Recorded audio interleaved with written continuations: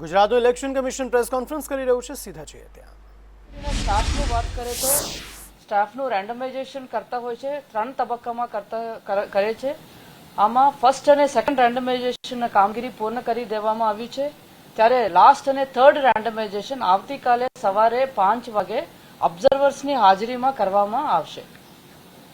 મતગણતરી કેન્દ્રો પર ભારતના ચૂંટણી પંચ દ્વારા માન્યતા પ્રાપ્ત અધિકારીશ્રીઓ, નિરીક્ષકશ્રીઓ, ફરજ પરના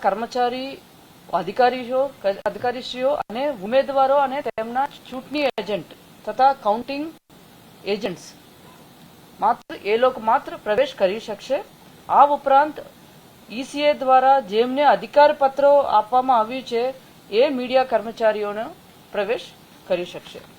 અને આવતીકાલે સવારે આરઓ કે અથવા એઆરઓ, ઉમેદવાર અથવા તેના અધિકૃત પ્રતિનિધિઓ તથા ઈસીએ દ્વારા નિમણૂક થયેલ ઓબ્ઝર્વર્સની હાજરીમાં સ્ટ્રોંગ રૂમ ખોલવામાં આવશે.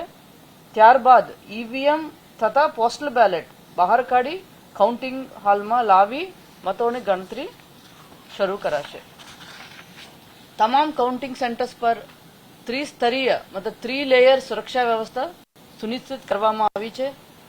મતગણતરી કેન્દ્રના કેમ્પસ બહાર સ્થાનિક પોલીસ, મતગણતરીના લોકેશન પર એસઆરપીએફ અને મતગણતરી કેન્દ્રના દરવાજા અને સ્ટ્રોંગ રૂમના બહાર ગેટ પર સીએપીએફનો ચુસ્ત બંદોબસ્ત ગોઠવવામાં આવ્યું છે. ફરજ પરના અધિકારીઓ, ઉમેદવારના ચૂંટણી એજન્ટ અને કાઉન્ટિંગ એજન્ટ સિવાય અન્ય કોઈ પણ વ્યક્તિઓના સંકુલમાં પ્રવેશ કરવામાં આવશે નહીં. કમિશનના ઓબ્ઝર્વર સિવાય મતગણતરી કેન્દ્રમાં મોબાઈલ, લેપટોપ, ટેબ્લેટ જેવા કોઈ પણ ઇલેક્ટ્રોનિક ઉપકરણો એપ્લાયન્સીસ લઈ જશે નહીં. મતગણતરી પ્રક્રિયા માટે આવશ્યકતા મુજબ નીડ બેઝડ મુજબ આરઓ, એઆરઓ અથવા કાઉન્ટિંગ સુપરવાઇઝર પૂર્વ પરવાનગી સાથે જ મતદાન કેન્દ્રમાં મોબાઈલ લઈ જઈ શકશે. દરેક મતદાન કેન્દ્રમાં ઉભા કરવામાં આવેલ મીડિયા સેન્ટર અને પબ્લિક કમ્યુનિકેશન રૂમ સિવાય મતગણતરી કેન્દ્રમાં કાઉન્ટિંગ સેન્ટરમાં સંકુલમાં ક્યાંય પણ મોબાઈલ ફોનનો ઉપયોગ કરી શકશે નહીં.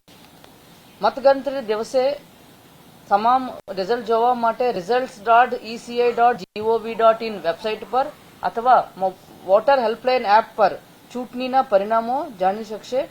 રાજ્યકક્ષાએ મીડિયા કર્મચારીના પરિણામોની વિગત મળી રહે તે માટે સચિવાલયના કેન્દ્ર પર અમારા આઈ થિંક બ્લોક નંબર 1 ના 4થા માળે સમિતિકરણમાં મીડિયા સેન્ટર પણ ઉભા કરવામાં આવ્યું છે. Thank you. મોબાઈલ પર પ્રતિબંધ છે, ઉમેદવારો પર મોબાઈલ ન વેચે કે સાથે એના ઠેકેદારો પણ ન સાથે કોઈ પણ નહીં. એ લોકો માટે communication room, public communication room એક ઉભા કર્યું છે. એ જગ્યા પર આપણા વ્યવસ્થા પણ કર્યું છે. કોઈ પણ મોબાઈલ આવે તો એ રાખવા માટે રાખ્યું છે. એના સિવાય કોઈ પણ જગ્યા પર નહીં. મીડિયા મિત્રો માટે